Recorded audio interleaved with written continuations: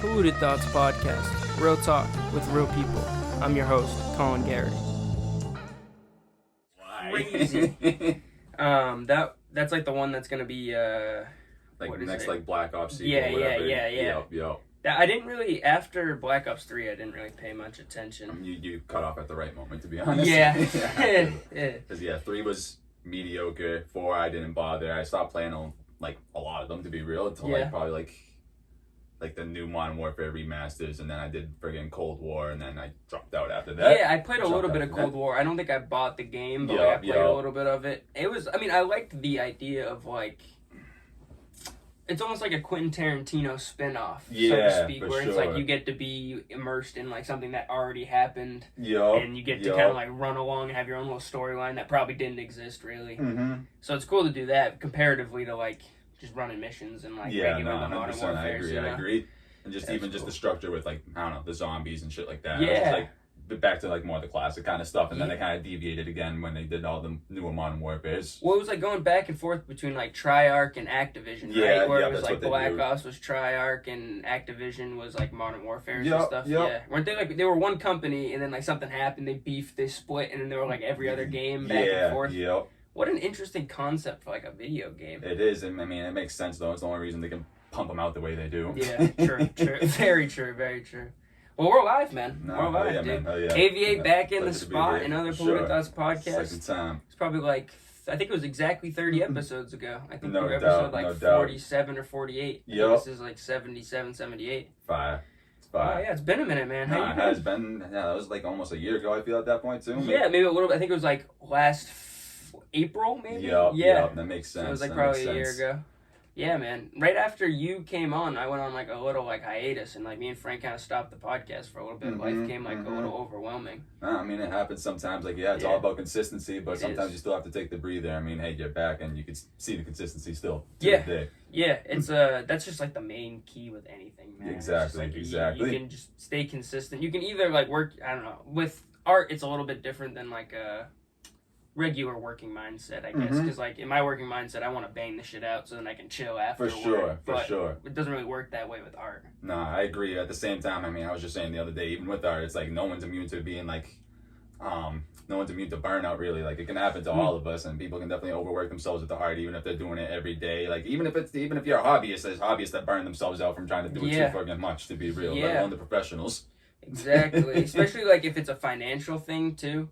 Like, you can kind of take a step back. The podcast not being that situation, it kind of runs itself for free. Yeah, for sure.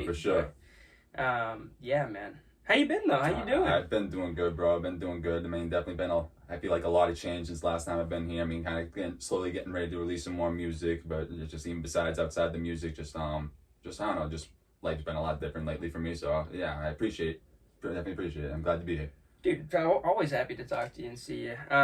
What's changed? What's going on? Just honestly, like a lot of things just from, I don't know, my hobbies and just the way I'm moving around a little bit. Just also just feel like in general it's all just less hobbies, to be real. I don't want to say less hobbies in the extent that I'm like dropping them completely, but it's like less time on them, I should say. Less time on them, just really kind of focusing a lot more on certain things. I feel like the way I should be, because I don't know, just looking back from a year ago, I don't want to say I was like completely neglecting certain things, but it's like I'm always looking back to see what I can improve on and making sure that I always improve, that I did improve upon it within the current moment I am now, so it's like, I don't know, just a lot of changes in my mental, just the way I'm moving around.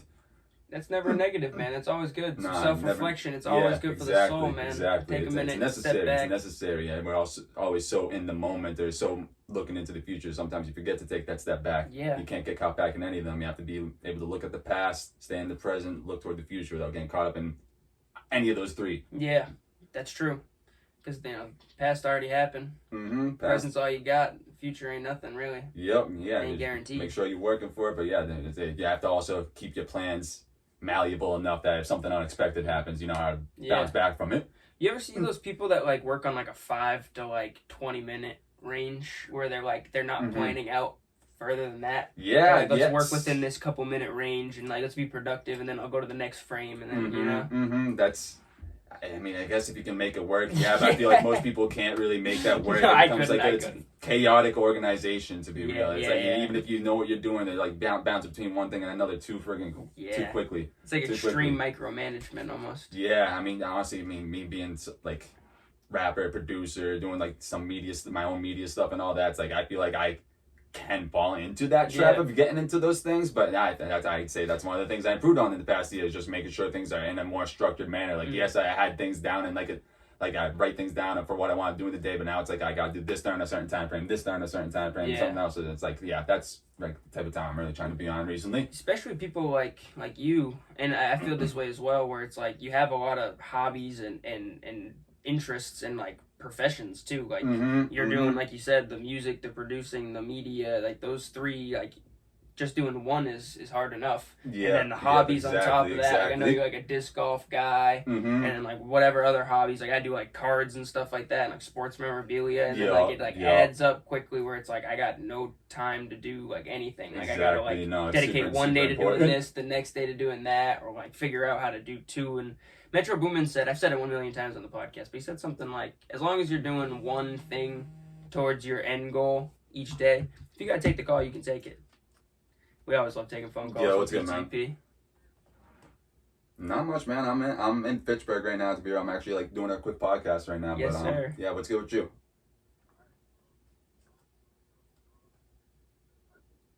No doubt. I'll be back in town like around like, I don't know, probably like 2:30. So I'll hit you up. All right, sounds good. Talk to you later.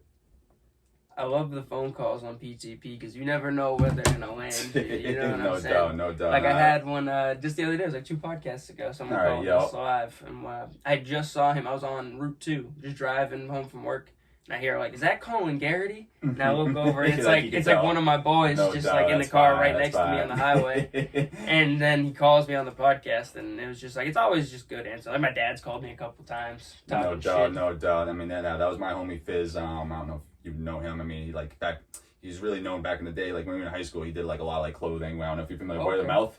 Word of Mouth was like I've heard of that. Yeah, that's his clothing. Yeah, so that's his clothing brand. Cool. Now he's like a nutritionist, but that's like one of my day one homies. So like, when we talk, it's like always health and knowledge. Like, a lot of health and knowledge anytime we're talking. That's always cool when you have like those homies that like it's always a progressive conversation. You're always working towards like something. That's how I felt when with Frank. Every time I hang chill with Franco, it's like he's a very business oriented mind. So he's always thinking like, how can I improve whatever you're doing, whatever I'm doing? How can we make money off of this? Yeah, there's friends like you can bounce back off with different ideas, different perspective. Even if they kind of share a lot with you, they look at it in a much different way. Yeah. Frank is like he's not like a quick to play devil's advocate kind of guy, but like he will look at the complete other side and like he'll argue the other side like against you. Yeah, I mean that's smart to be doing that, to be real, and like you don't want to get too caught up on either side, even if that's where your bias is or your knowledge is. I shouldn't say it's always biased, but nonetheless, I feel like here on the opposite end, and a cordial manner is always a beneficial thing, and I feel like it's something that a lot of people kind of,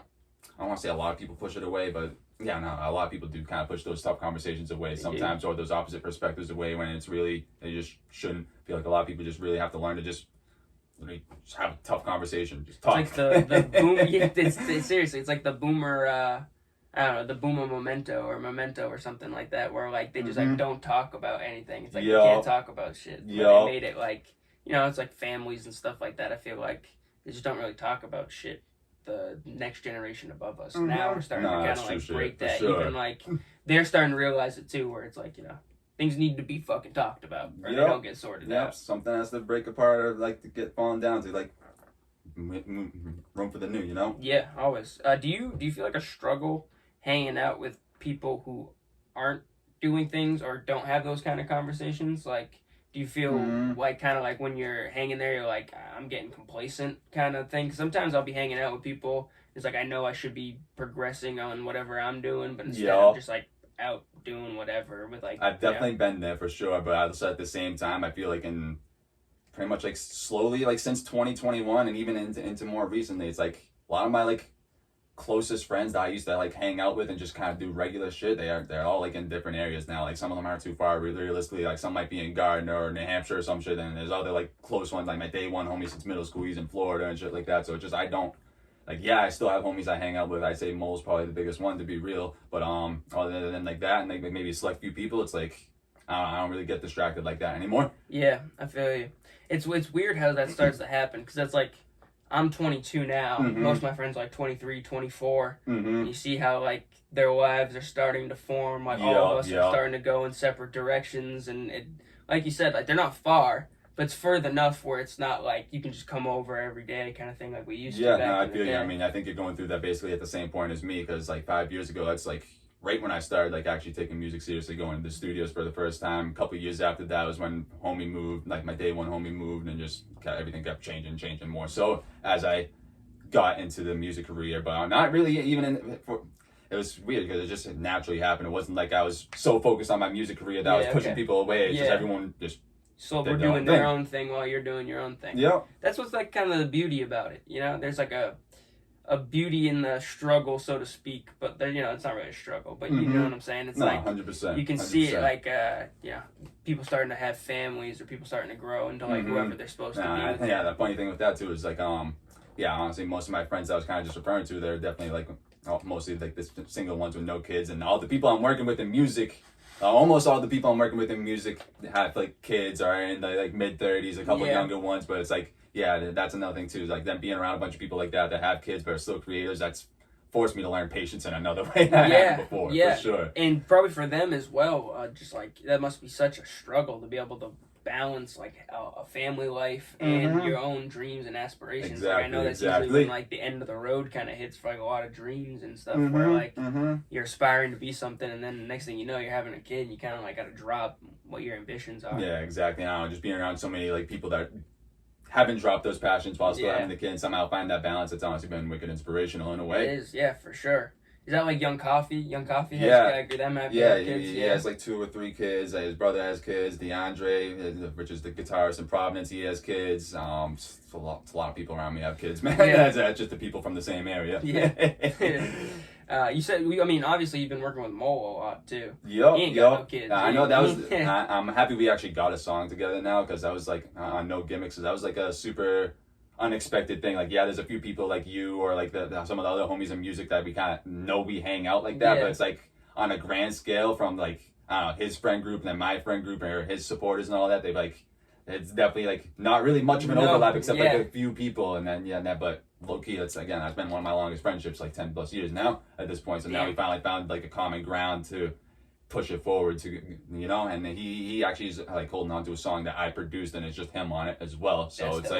Like, he's kind of doing I was going to originally say a role reversal, but not really, because I produced the last song too, but nonetheless, it's like, different person's song, but in it is different cool. markets. The idea of that. And the idea of you guys collabing with your like brands too, like that pin. I don't have my bag. I left my bag at my homie's house, but that pin's on the bag. Hell yeah, I was super hyped when he brought that over.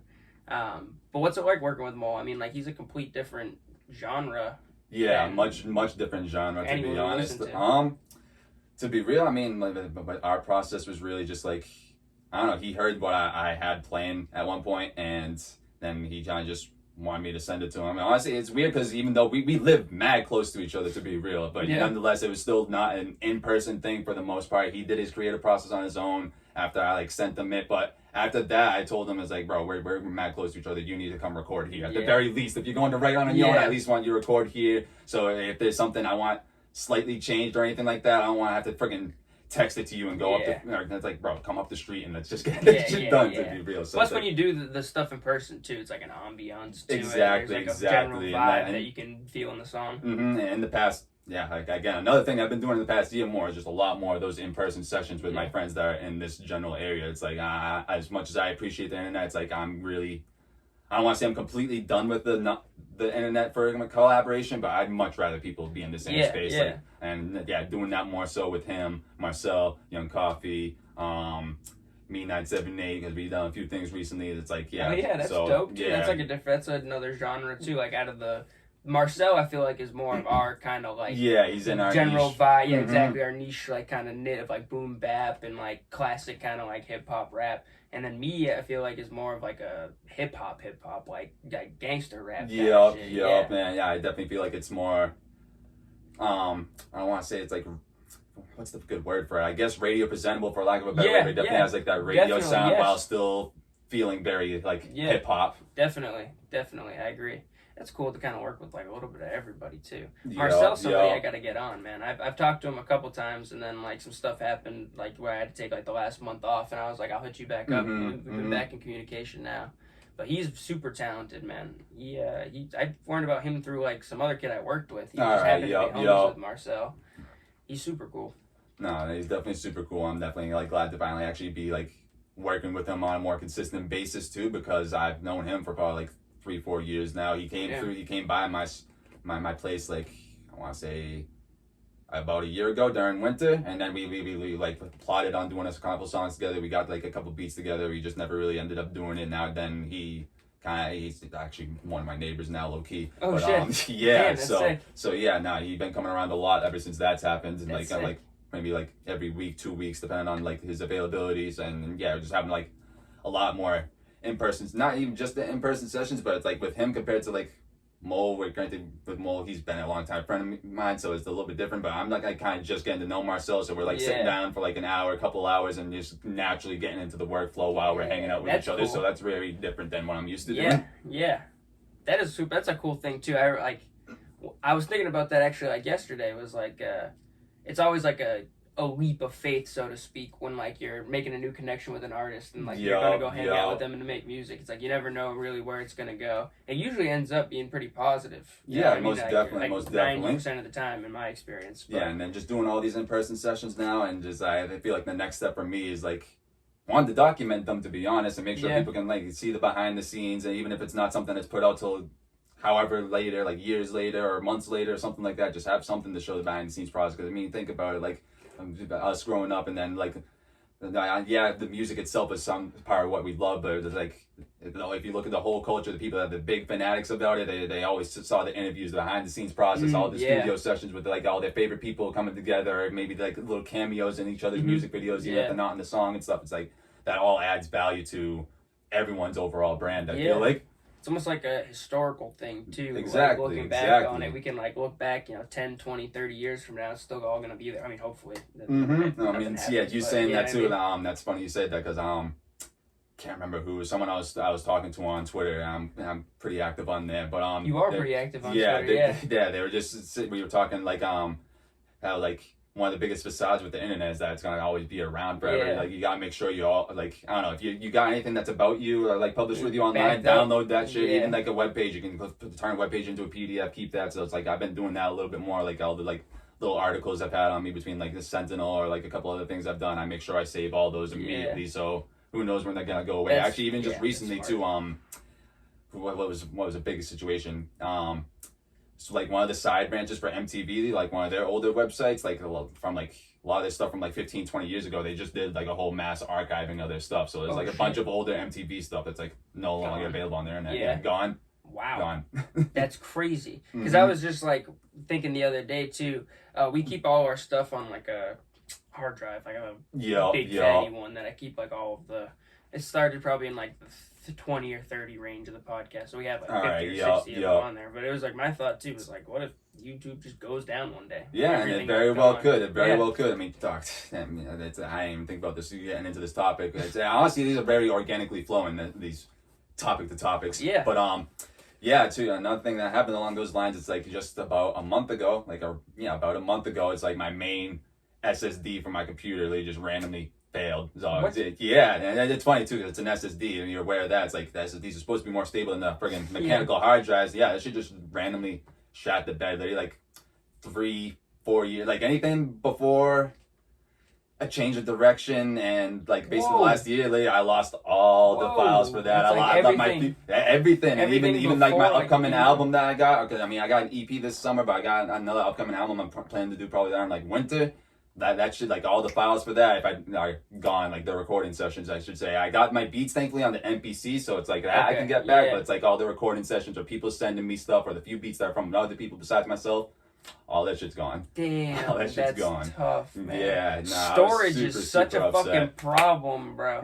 Like, not even the disappearing shit that happens, or like the it got fucked up situation, but more of like I just can't physically hold as much stuff or as like much work as I have onto one thing, you know. And it's like I gotta start like offloading them onto hard drives and all this other shit. It's like why is it like this? Why can't you just make it one? I mean, shit. Even when it comes to like I don't know, like Google Drive and stuff, it's like I have multiple emails, and then friggin' it's like probably 2 of them emails are like damn near full with the drive between what people are sending me. Honestly, I dislike drive because I feel like it gets very disorganized very quickly with how many things get saved. It's useful for like photos per se because I mean unless you're using I use like the iCloud storage, so like it doesn't keep it on my phone. But when it comes in like music files and there's all these random waves and stems and all that, it's like bro, it gets tedious. Yeah, I'm dealing with like hour-long videos. These motherfuckers are like 10 gigabytes, 15 gigabytes. They're hard to deal with. They're hard to like move and fucking I have like the technical difficulties all the fucking time. That's like the hardest shit too, because we're at like a point where everything's accessible, but the knowledge may not necessarily be like right there for you. Yeah, you still have to like kind of search for it a little bit, and obviously that's way more accessible than it was in the past, rather.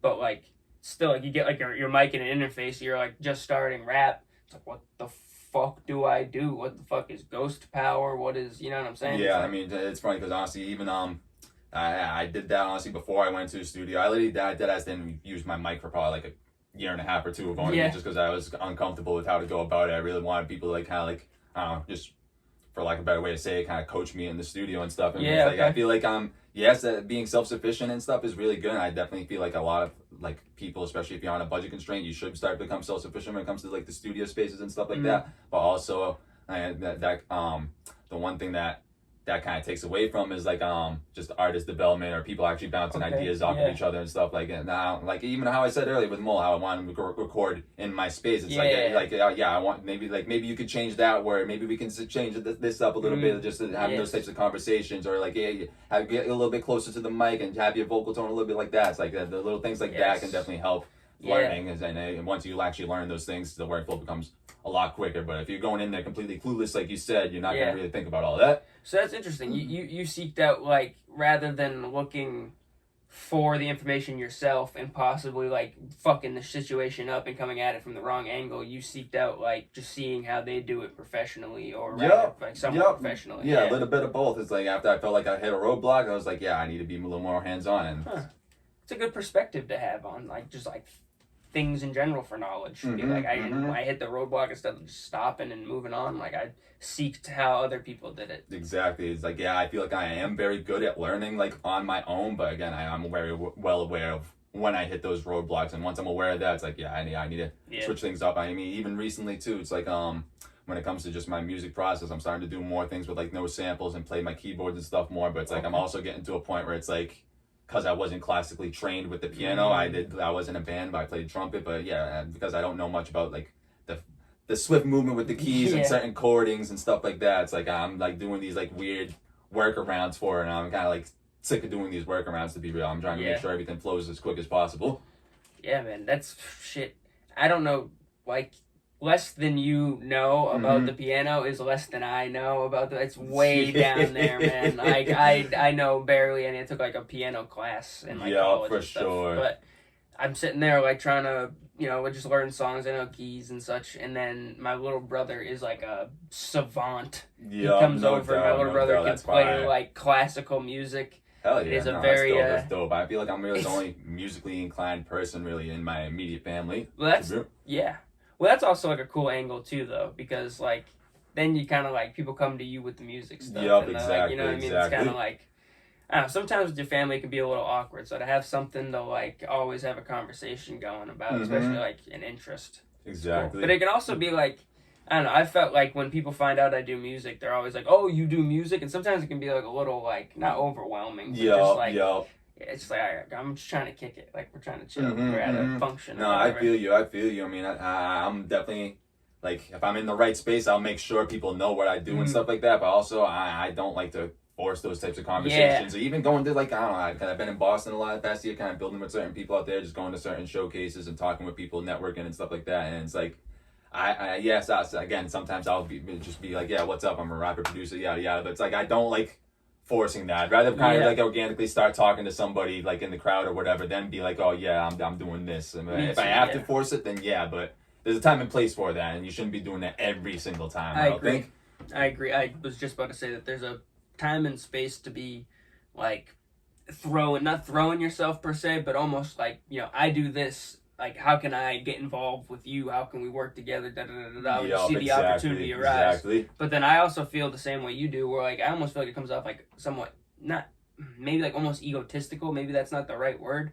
But then like coming up and like approaching people and like that's the first thing I say to you or what like we're human, you know. Let's say something first and then, you know, if it organically comes up, I will gladly be like, yeah, I do that shit, you know. We do exactly. It's just I don't like forcing it too much, but I guess like you said, you figure out when to talk about it and when not to talk about it. Yeah, I feel like I'm more on like the not talking about it enough side though, where like I'm more concerned about like coming off a certain way where I don't really put myself out there enough when I should, you know. No doubt. Or just get caught up in whatever, you know. I just can talk forever, so I just get caught up in like we met a UFC fighter the other day, and he was like super cool. We had this wicked cool interaction with him. We're like talking about like inside jokes and shit, like his interviews.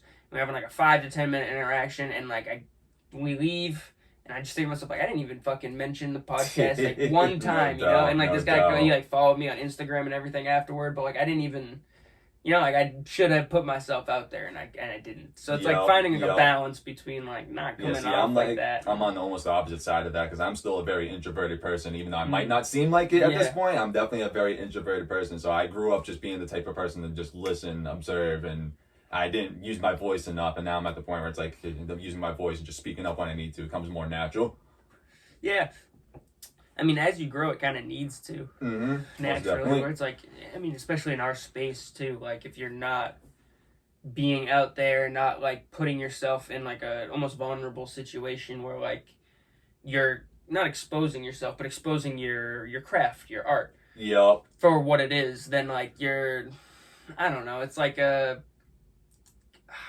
if you're not utilizing social media per se to like put yourself out there like that to the least, then you're not really gonna like get your stuff anywhere. For sure, and obviously there's a ton of different approaches to doing that. Like not everyone should do the same thing. Like whatever works for you is what you should be focused on. You shouldn't be trying to copy someone completely. Yeah. At the same time, I know there's some people that just like, I don't know, they get turned off about doing all the content on social media and stuff. It's like, bro, like at the end of the day, it's like, bro, you gotta put your face out there somewhere, man. I do not get mad at the whole content thing at all. I feel like it's a very clickbaity conversation online for the most part, to be real. It's like, you're gonna do it or you're not. If you're not gonna do it, figure out your approach or just shut the fuck up. Just get the work done. Like, to be real. I love that, bro. No, seriously.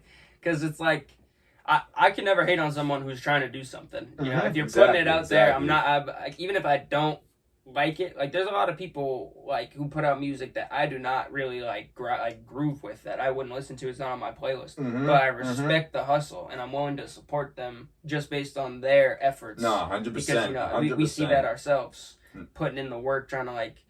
That's like the thing too is like even the lowest of the low of artists are putting in like this work behind the scenes, which is like kind of relates to what you were saying earlier, where it's like to have the footage of that to kind of like show you guys what had to be done to put out whatever it was, at the simplest shit, just a single or just a podcast or you know what I mean, like people don't really understand. Like, I appreciate you said too that you even if you don't necessarily mesh with the person's music, you can kind of look at something from them and like take something from it, because that's something I've been doing a lot lately. It's like even if I don't necessarily mesh with someone's sound, I might even still watch a few interviews from them or see how they do a certain show and stuff, and I can still learn from it. So it's like I feel like keeping the open mind like that is super important. That's also why too, it's like even in general, I just try not to even, if I dislike it, I'm just not gonna talk about it. It's like, come on, like that's a like classic saying, like if you don't have nothing nice to say, don't say it at all. But that's like I even can go hand in hand with like how you're trying to present yourself to the public. Like if you're gonna be talking shit about all this shit you dislike, and it's like you're gonna kind of shoot yourself in the foot. And who maybe if you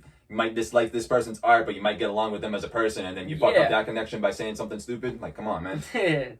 That's why I enjoy doing this, is because I can have people on that like I don't groove with their stuff per se. Like that's not my niche and not my like angle that I'm trying to take. But we can have a dope conversation. I can shoot the shit with you, and you're a cool guy. You know what I mean? Me and you are different because we're kind of on the we're on the same page, but nonetheless, like, exactly. It's also like you were saying earlier about if you're not gonna put out the content like in a clickbaity way, you gotta find your style, your niche. Exactly. You kind of do like a cool style on like Snapchat where you do like the low profile phone with like the key, the MPK, or like the vinyl, whatever you're doing. What kind of like inspired that to start? Was that just like your intro into like kind of exposing what you do behind the scenes? I guess for the most part, yeah, just really showing my process a little bit. And like I feel like, I don't know, it's nice to have people be able to see what I do kind of behind the NPC. I feel like I don't really show too much either. Like I show just you show just enough. Yeah, exactly. I feel like that's a key thing too. You want to just show just enough with what you're doing, so they're always anticipating for more. Yeah, I mean we're gonna take a quick break for a word from our sponsor. Our sponsor today is Steady Galletti Precision Painting. Steady Galletti is a small family-owned painting company that can handle all your painting needs for both interior and exterior projects. No job too big or small, unless you're like a hospital or something. I don't know. They could try it, but it might be too big. Find them on Facebook under Steady Galletti Precision Painting. Quality painting by a quality guy. Call 978-790-2260 to book your free quote today. Yeah, I mean, that's also kind of what content needs to be on social media, because that's not where your root of revenue one and the actual art is. Like, that's not where it's rooted. And so it's rooted in another platform, and then you're trying to get the eyes there from there. Yeah, no, real shit. And also that I could say too, that's why it's like as much as I do enjoy performing, I absolutely love performing. I'm also starting to get to that point where I'm being a little bit more selective with the shows, because I don't want to be someone that's out there performing too many times in the same area within a small time frame. Like if I hit like, I don't know, let's say I did like a Fitchburg show, and then another show in Gardner, and then another show like some other city nearby, like all within like a couple week time span. It's like I see some people doing that, and if you have a certain market for that, which I feel like people in like cover bands or more classically trained pianists and stuff like that, I feel like that makes more sense for them. But when it comes to someone that's, I don't know, when you're like rapping or in a bigger band and you're really trying to get to the point where you want to reach those bigger heights, I feel like it can also be counterproductive sometimes. Like I feel like it's a rough balance between putting yourself out there as much as possible and again making people anticipate you and wanting more, because you get probably bigger turnout if you can friggin' find a way to friggin' push it, market it, and get people excited about it. Whereas if you're doing this every other week and stuff, it's like, I don't know, again, there's different crowds go to both of those different types of scenarios at the end of the day. Definitely. And being aware of your market, I feel, in that particular situation is important. 100%. It's like, how many of those people are coming again to the same show, and you're just putting on, like, it's good to put on shows for the fans, obviously. And like, if you have a fan base that's going to be reoccurring coming to the shows, then obviously you have something that's working.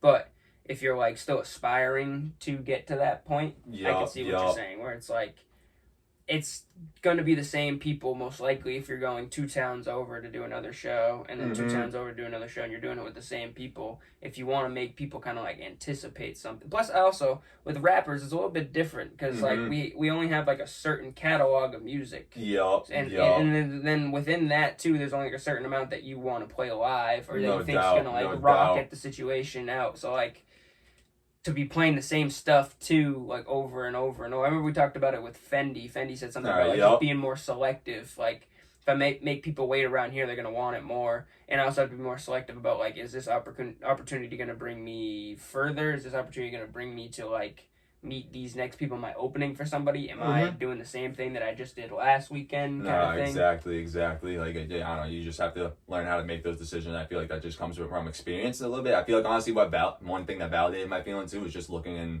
a few other different venues, like between Worcester, Boston, trying to think, like one off the top of my head is Ralph's. Like if you try to freaking go in and perform at Ralph's, they like I don't know if this is like this probably still is, but they did even have like when you're kind of writing up to get in there, that and write your application form to see if you can get in there, because they have an application form where you can email them directly. But in their application form, one of the things about it is that you cannot perform within this mile distance within like a month or so, because they want to make sure that all their attention is on what they're marketing for you. Wow, that's a smart contractual thing for a venue.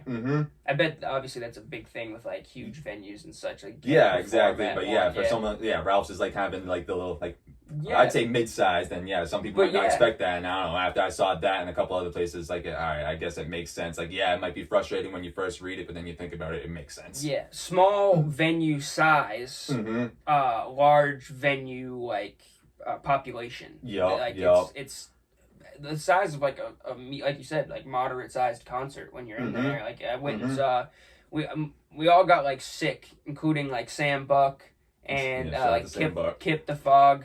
I saw them like walking in and like said what's up, and then I was like, I'll see you in the show. They're like, yeah, we'll see you in there. Which show is this? This is so it's DJ Lucas at Ralph's, and so like I love DJ Lucas. He's like one of my biggest inspirations for rap, and so I got me being like boys with Sam Buck. I was like Sam Buck's like best friends with DJ Lucas. I was like, I'm gonna finally meet DJ Lucas, bro, one of my idols. Like, he's gonna be sick. And then like 15, 20 minutes go by, and I started feeling like dog shit. Like my stomach started to like turn, and I was like, oh, I felt like shit. So I'm walking out, and I'm like, I gotta leave. I can't, like there's still like 2 more openers before DJ Lucas is on. I was like, I can't even make it. Like, I'm so disappointed.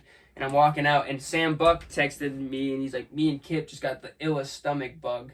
Like we turned, I was like, whoa, that's crazy. Just spread around all of a sudden. That's some shit. So that was the last time I was there, but it was like packed. It's always packed there. at Ralph's, like always. And I noticed they're starting to like. I feel like every now and then they do have hip hop acts, but I feel like the past couple of years it's starting to be even more apparent that they have throwing them in there. Even I've even seen a couple situations where they throw them in like in the midst of the rock bands too and stuff like That's what it was for DJ Lucas. It was like rock bands were like opening for DJ Lucas. No, that's fire. That was cool. Yeah. And also before I forget about it too, because I heard you mention Fendi with the when we were talking about your shows that's there too. I actually just went to his show that was in Gardner. How was that? That was a good show, and honestly, before I even get deep into it, I feel like this also goes hand in hand with me like talking about earlier. It's like every now and then it's like I'm willing to put myself in places where it's like it's not necessarily the scene that I'm fully immersed in, or not necessarily what I typically would listen to, but I'm still willing to just go there, learn, have a good time, and just see how these people move. And it was definitely a very interesting time seeing like how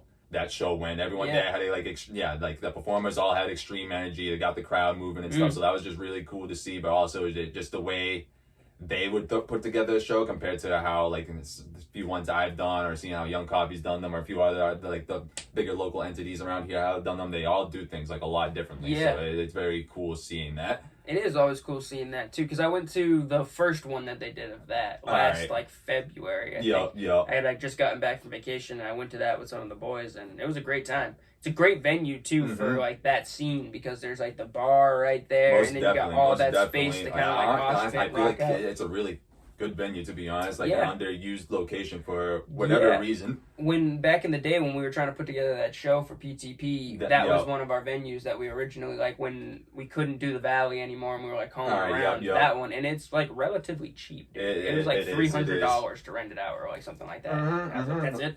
Yeah, compared to like some of the other Eagles clubs around here, some of the other places out here too. It's just like it's a very moderate price. I don't want to get too into numbers and calling people out right now, but I've shopped around a bit for that. And some places have some outrageous prices. Yes, I have as well. We made a lot of calls that day, but actually now that I think about it, I mentioned it. They're putting on a show at the Valley with like it's a rap show. All right, it's Mole and Fendi and all that. All right, I did actually see. I saw that, and I didn't realize I was at the same spot. No, I didn't. I didn't know that was how I saw it. I was like, this is fucking sick, because they don't usually do rap there. They're more of like a rock kind of thing. Punk rock. They're like a miniature low version, like a college low version of Ralph's. You know what I mean? It's like in a basement.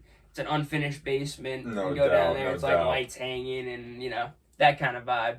But it's cool to see that like any venue that's like specifically known for something kind of switching it up. Yep. And I'm 100% with the whole cross genre thing. I feel like some people kind of like get a little bit nervous about that because they don't know how it's gonna turn out. But I feel like, I don't know, especially in Massachusetts, we're in an area where like we have a big history with rock and metalcore and things like that too. So yes, those are definitely very dominant. There's certain venues that I feel like are a little bit biased toward like only wanting those things. But I feel like we're also at a point, especially with our generation group, that like those walls are starting to be like kind of torn down a bit, to be real. Like we're willing to kind of work with those people. We're willing to kind of like incorporate these guitarists or other people into our music and just do things like that together. And even like besides, because you're even a little bit younger than me, I feel like people like around your age and then Mo's age and stuff, they even have like, I don't know, there's people that they're influenced by like X and stuff like that. They're just undeniably they were like influenced by like the rock and metal and too. made rock and metal. Exactly. I know exactly. Like Don Toliver just dropped like an album recently where he like sampled like just a heavy metal song, and it's just like a fusion of like that kind of sound and rap, especially when the music kind of came out. That was like a big start of like the fusion of like it is rap, yet it's got like an influence from this, and then like vice versa too. They do like I don't know, like even like Limp Bizkit and people like that. Like they were like rapping, like Slipknot raps sometimes. You know what I mean? Like they were actually. I think Slipknot. They even have a DJ like in their live sets. Yeah, dude. We saw Slipknot a couple years ago, and they were fantastic. But I think they were originally rappers, man. No doubt. Slipknot was like people who were like aspiring, not being like successful rappers in like the Midwest in like Iowa or they're from Iowa. And then like they got together and started a band, and I think that someone had something working with like the band aspect of it, and then they were just like the rag. I mean, there's people like that, like you said, Limp Bizkit. I mean, Linkin Park. Like the biggest three names. But there's a lot of like things that we grew up on that already had that cross genre appeal, and I feel like we're kind of almost going full circle into it actually being cross genre instead of being kind of a little bit separate. I agree. But it's cool to see like a cross of the two, where it's like you can go to a show and see rock going on, and then DJ Lucas comes out. Yep. I mean, I've definitely been incorporating a little bit of those elements too. Again, like having like a certain guitarist and stuff playing my music. A shout out to DeAndre from Providence being honestly the main one for that. But there's a couple other people that are on my next EP that I've had play instruments as well.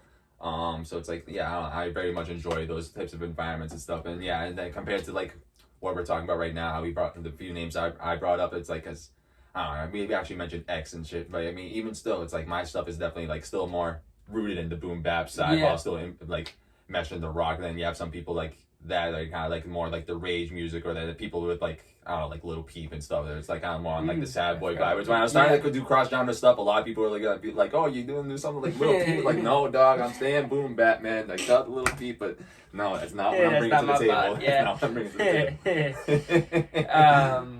Yeah, dude, speaking of that, I heard you talking about having like people playing the instruments while you're on the radio. Yep, that was one thing I brought up on there. Yeah, I caught like the last like 5 to 10 minutes of it on my lunch break when I got off. I appreciate you tuning in. Yeah, of course, bro. You sent me the thing and I was like, this is sick. Who are those people? One of them is the main radio host is Noah Hatton on the K-Zone. It's funny too because I was honestly like going up to the K-Zone because it's been a station that's been around for like 80 years now. Merrick was on it, right? Yep, he was on that 1.2, and I was honestly expecting there to be like I don't know, like a middle-aged or older host, and then it ends up being some dude that's probably like around the same age. Yeah, he sounded like our age. I couldn't see because like the camera was on you. Yeah, so that's Noah. Like shout out to Noah. I don't know much about him, but he definitely like very much made me feel welcome in that environment. But then also that kind of got hooked up because Derek YDD, he actually he went up there like I think about a month, maybe 2 months prior to that, and now he kind of got locked in to do like basically guest host like once a month. So he kind of pulled me in to be the first guest while he was guest hosting. That's dope. I was gonna say the kid who was like constructing the whole thing, Noah, he was doing a great job of like just pushing the conversation, asking he did a great job questions. For sure, and especially I don't know, compared to like you or other people I've done interviews with, he came into it really not knowing shit about me, and friggin'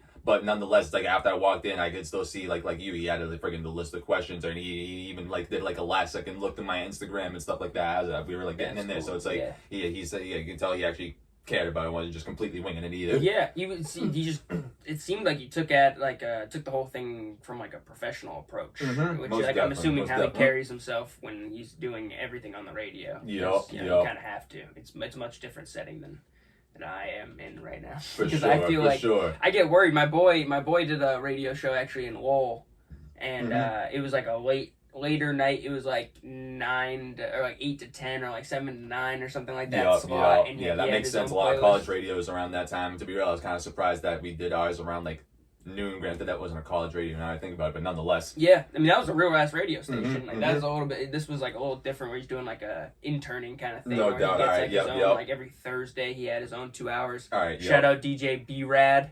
And we went on a couple of times, and I just remember being like so worried about cussing. So just so open and flowing for talking about a conversation. I'm not going to think about it. You also can't do any like call to action on the radio. You can't be like, well, at least probably you can. Yeah, I was able to like plug myself in at the very end. Yeah. But you can't do call to action on like the college radio. Yep. And that's interesting. Trying to like, get people to come to your podcast while you're on their radio and saying like, I don't know, I just like if you are interested in something like a podcast, you may want to go check it out. Yep. so much different than me being here and be like, go fucking listen to my homie. You know what I'm saying? That was cool. That must have been cool. Was that your first radio spot? Yep, that was my first radio show. That's cool, dude. That's like definitely had a good time, man. It's like a rapper's, like, you know, that's like a point in your foundation. Like, it's the next step up in the resume. Yeah, absolutely. Because, like, growing up, that's like all we kind of really had before podcasts to really like see our idols and such. Exactly. Like a Breakfast Club or like a Shady 4-5 with fucking Sway. Yep. Damn, those were fucking those were Classic the internet, shit. dude. Classic Dead ass, man. Cold hard bars. They give you like the freestyle too. Yeah. Did you get the freestyle on it? I didn't. No. I did play 4 or 5 songs in my I was gonna say, cool. At the end, I caught like you playing your I think it was your most recent single. Was that the Prove Your Worth? Yeah. Yep. Dude, that's super cool, man. Like moments like that where it's like this is like a dream starting to like most definitely unfold. You know, it's starting to like become reality. Yep, no, I feel like, I don't know, even with so much I've done in the past, like 4 or 5 years, I don't know, just between certain experiences like that, the way, again, how I'm moving differently, just in meeting new people and stuff, I feel like that I'm still basically turning into the next phase, basically, like we're in phase 2 with everything going on. Yeah. I mean, I think, like, rap now a little bit differently, where, like, people could blow up. A lot of, like, younger guys are, like, pretty famous, and, like, you know, that younger style of music really relates to, like, younger people, yes. But I think, like, prior to this kind of like generation of that happening with music, like music and comedy are 2 things where it's like you kind of got to put in the work. And it's not something. There's no shortcuts you could really take, especially in like a boom bap in like a very lyrical setting and like, trying to like, produce and write like that specific field of things. It's like it's got to take 10 years. It's got to take 5. You know what I mean? Like exactly. You don't see like comedians. You don't see many comedians that are like my age that are super famous. Like now it's starting to change a little bit because they go on like Kill Tony. Yep. So like, they can go on like Kill Tony and they become famous instantly. But like Shane Gillis is 35 years old. He's like the most famous like young comedian. He relates with all the young dudes, and he's like 35. You know. Yep. It's like kind of interesting when you start doing these things when you're like you don't realize, at least I didn't, that this might take 10 years. Like, are you committed? Are you willing to fucking put the work in for that long? Exactly. So a lot of people just aren't. They aren't, or it's just like that's just not what their end like goal is. That's just not their, after you actually discover that for himself from experimentation. Yeah, exactly. Like when me and Frank kind of like stopped for a while, it was like, well, we want to start it up, and then Frank just has like different stuff going on in his life. He's like going to school. He's trying to become an entrepreneur. He's at work. No he's doubt. Got, like, that's why that happened. It was like, I almost wanted to ask about that. Yeah. No, absolutely. No bad blood between me and Frank. Me and Frank are still homies. Last weekend with you? Yeah. I had fucking mad technical difficulties trying to get it out. Like I have this dumbass little adapter. Just wouldn't post it for like 2 days. So it happened last week. Yeah. But yeah, like he's doing his own thing, and like eventually got to the point where he was like, he was like, if this doesn't like start becoming a financial thing for us within like this amount of time, then like I don't know if I can continue to do it. Which was like a real like professional and like real man thing of him to do, to not waste either of our time. You know what I mean? Yeah, like he's straight to the point with it. Exactly. Like Frank's like, I love doing the podcast. Every minute was dope. Like we had a great time. It was all like, although it was a lot of work and stuff, like it's a great thing to fucking do. We had fun. But he's just like, this isn't what I wanted to do, you know? He just wanted, at least he was a supportive friend and helped you while you were kind of figuring everything out, because not everyone's going to do that. No. And it was definitely like I said earlier about Frank, he's one of those guys that like I really admire for always looking at things to try to improve them. Like he's like I was having technical difficulties. He's like, well, why don't you try that? And why don't you do this? Yeah. Like, well, what if we did this instead? And like he's always just coming at things from different angles just to like try to improve, whether it's for him or other people, which is like pretty cool. Like yeah, because like when I asked him to come on, I just was like, yo, I need like a producer and a co-host, like just someone to help out. Like would be a lot easier with somebody else here, and like being like my young Jamie per se from like Joe Rogan, and then and he did it, and he was but it was just a matter of like it's like the conversation we had earlier too about just like life bringing everyone different. Like, that's exactly what that is. Can't expect to have the same exact like goal. I remember like, oh dude, this is a perfect conversation. I remember one time my girl was beefing with one of her friends, and like she said something about like, well, like I don't know, like we're never gonna see you or some shit like that, and da da da da. Mm-hmm. And like I remember like stopping and thinking to myself, and then saying it out loud, being like, "Would you think the four of us are gonna like, you know?" Mm-hmm. Hands held, jog off into like fucking no man's land, like Euphoria. Like, no, it's not how this shit works. You know, it's like everyone's gonna do their own thing. Exactly. Like, exactly. So like I said, there's a beauty in it. You know, it's like there's a beauty to Frank being like, Mm-hmm. you know, I don't want to waste your time, and if it's not gonna be making me money, like I got other stuff that I want to do. Yeah. Man, just have those tough conversations. Yeah, like you said, bro. Actually, full circle from the very beginning. Yeah. Damn. You've been doing a lot of local shows, like you said, like kind of like 978, 508 area. Mm-hmm. Is that like a focus of yours that you wanted to do, or is like let me like really like cement myself as like a locally legitimate / like locally famous almost, like you know what I mean, and then start to branch off out and try to do opportunities elsewhere? Yeah, I'd say more so the latter, to be honest. Granted, I mean, I feel like I had to kind of build myself up by doing a lot of stuff locally, but I mean, again, in the past year, I've been kind of going on my way to like network with people in Boston, Worcester, a couple other places.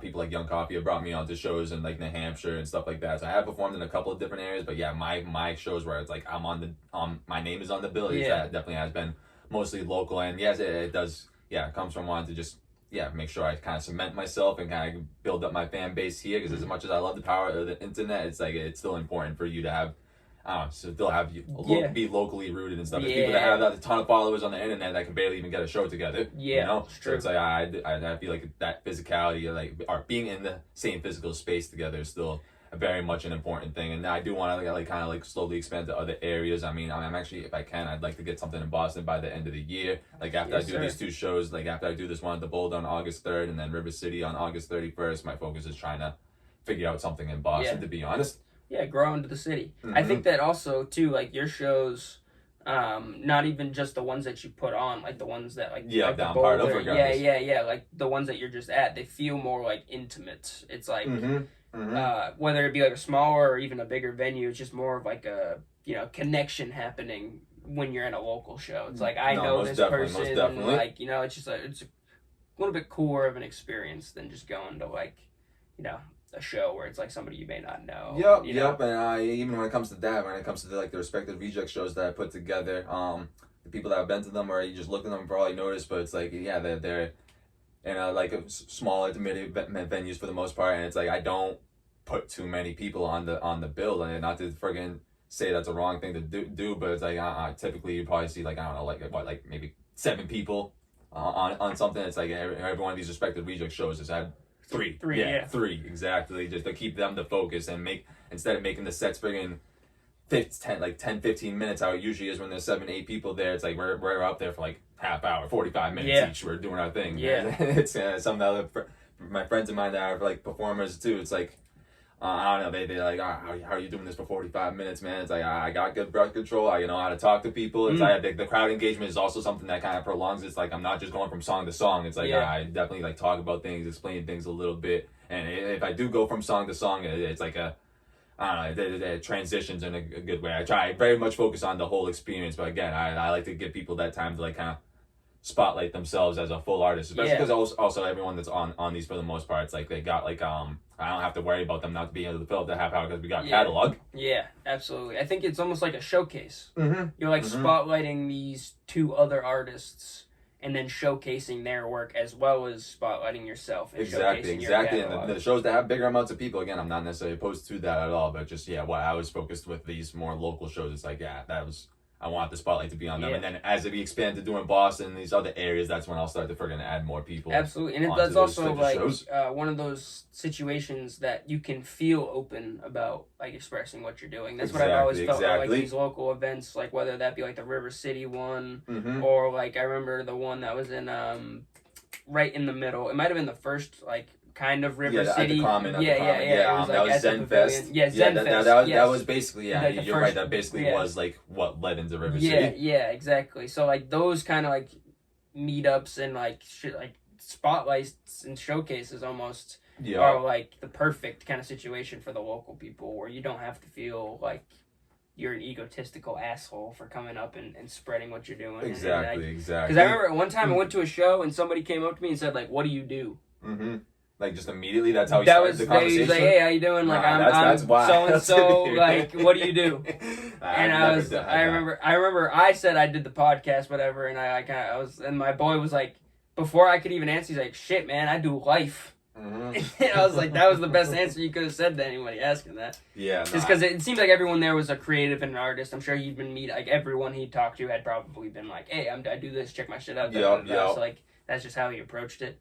But I remember always, from that moment on, I was like, I ain't doing that. Yeah, no, I mean, I feel like that's such an awkward way to start a conversation unless you're like at a networking event. I honestly, which it kind of was. It was kind of like a networking event. It was a show, and then, like, you know, everyone was there, probably was doing something creative, yes. No doubt. But it's just like, you know, even at that kind of space, it's always like a, hey, how you doing? Da-da-da, my name is this, da-da-da, like, you know, shoot the shit for a second. I don't know. If someone just immediately asks, what do you do? He said it very politely. It was just more if it's politely, maybe I'd have to be there to actually know how I feel about it. It was more of like, how you guys doing? I'm da-da-da-da-da. Like, oh, nice to meet you. Yeah, like, what do you guys do? All right, you know? But it's just like, it was just like, you're assuming that I'm here as a creator, you know, I'm doing so I can't just be someone enjoying the show. Yeah, no, for sure. Like, I don't know, I just feel like that's a very awkward way to start things immediately. It's like, I don't know, you ain't doing something, just like walks away. Yeah, it might even deter me from wanting to talk to you more. Yeah.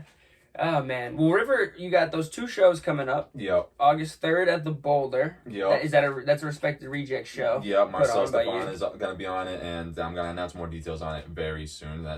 Very soon. That's exciting, dude. So the 3rd is unknown as of now. Yes, correct. Cool. Very cool. I'm excited for that. And then we got River City on the 31st. Yep. Which, thanks to AV-8, he reached out to me. I'll be doing after show like interviews and like some like a mini podcast. Yes, sir.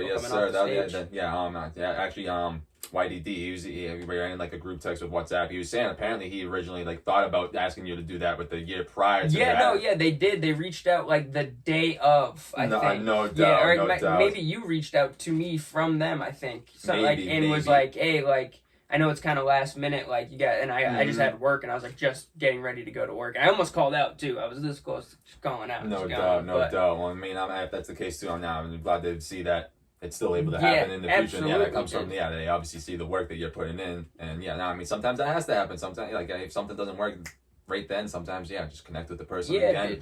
And make it happen. Absolutely. I mean, that's like just with us, man. Like, we're trying to plan the podcast out. Same thing with it happens.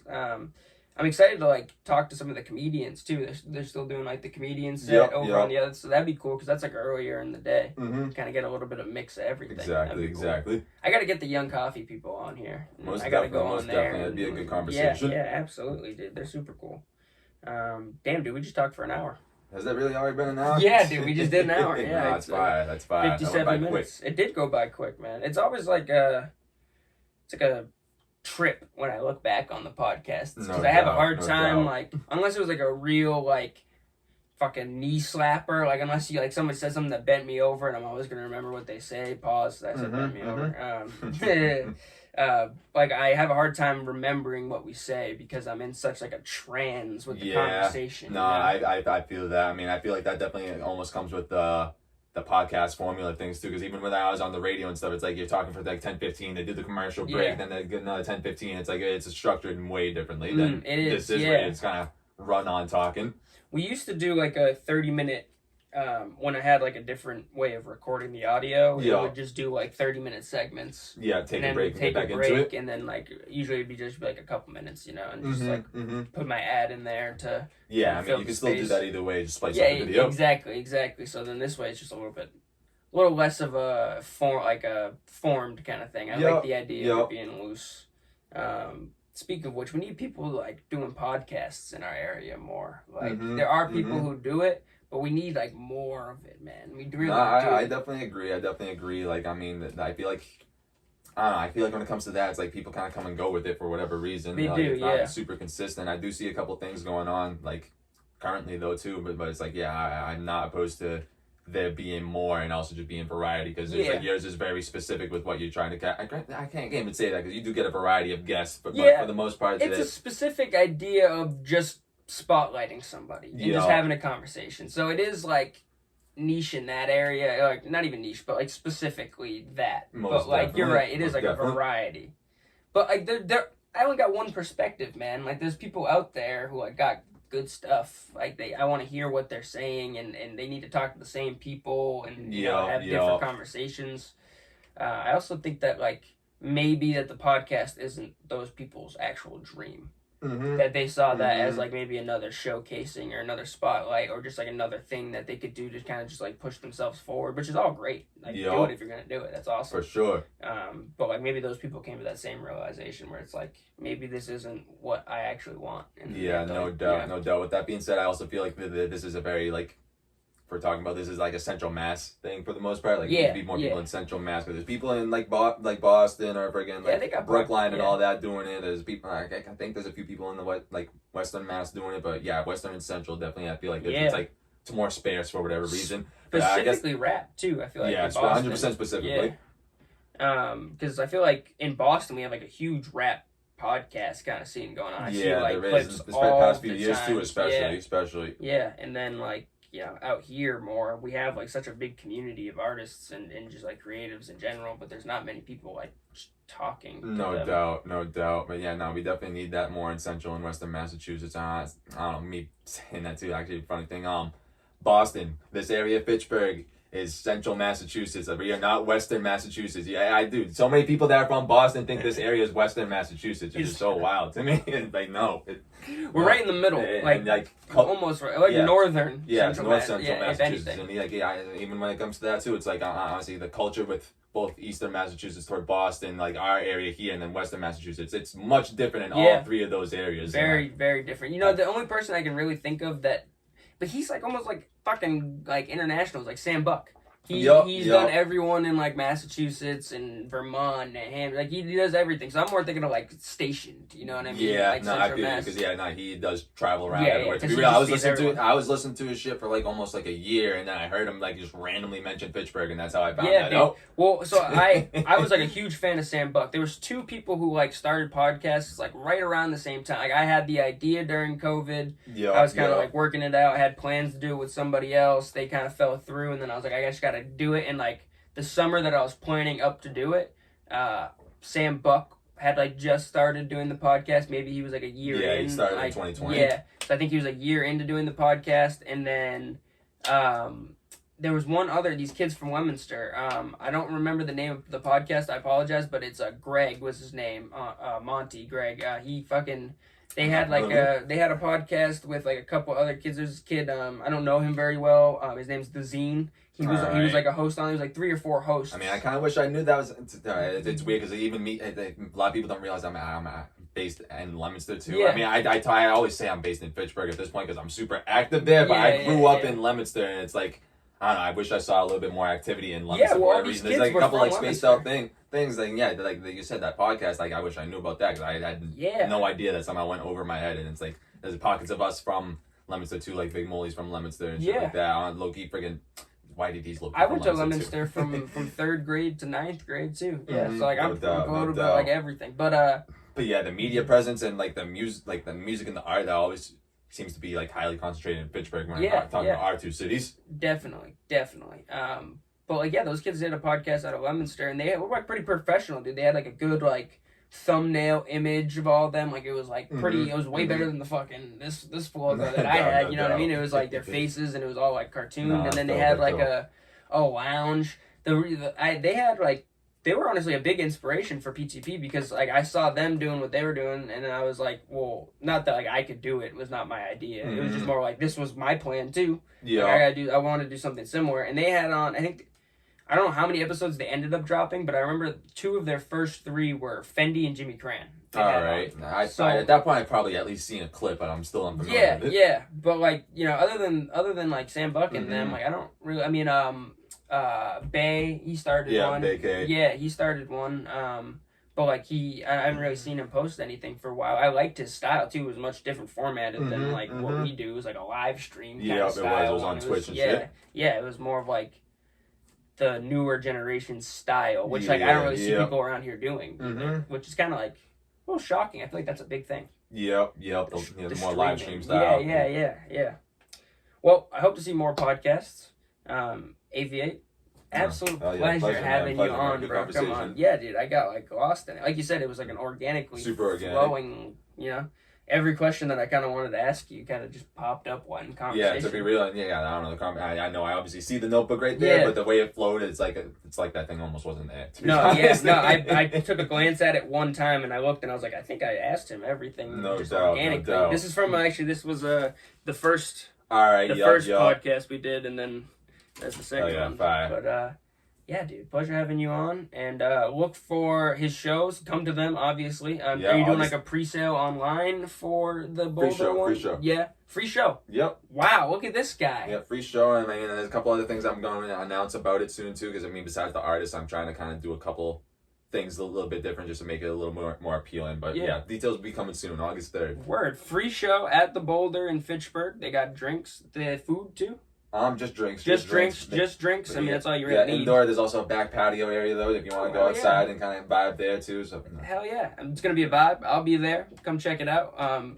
Maybe we could do some like podcast. I can get like just like a video of the whole thing, like an experience. Yeah, no, I'm 100% with that. We can definitely talk about that more. I'm with it. Word, hell yeah. And then we got the River City show on August 31st. So I think that's like 2 to 10 p.m. if I'm not mistaken. Yeah, it's an all day thing. It's in downtown Fitchburg. If like you don't really know downtown Fitchburg, it may be like a little difficult to find per se, but just follow the people. There'll be like a shit ton of people there. If you're coming down Main Street, the street that used to be the one way that comes down towards Main Street, not through Main Street. It's the park right there on the right. There's a bunch of parking and parking garages. Pop out comedians, musicians, rappers. Everything's going to be there. Vendors and all that too. Yeah, food. I'm sure there's going to be a bunch of great food vendors there. Some like bunch of stuff for kids. If you got kids, it's going to be a great thing to go. I mean, is Merrick performing? I'm not 100% sure, but I'm honest. Lean toward like 80%, yes. Yeah. I'm assuming he's playing, which is like always a sick thing, especially for children too. They love him. He's the killer with fucking everybody. He definitely is. So like go there, check him out. Obviously check AV-8 out and everyone else that's gonna be there. It's gonna be a good show. We'll catch you guys later, and I'll leave you how I always leave you. Peace and believe in yourselves. I'll catch you fools later. Deuces.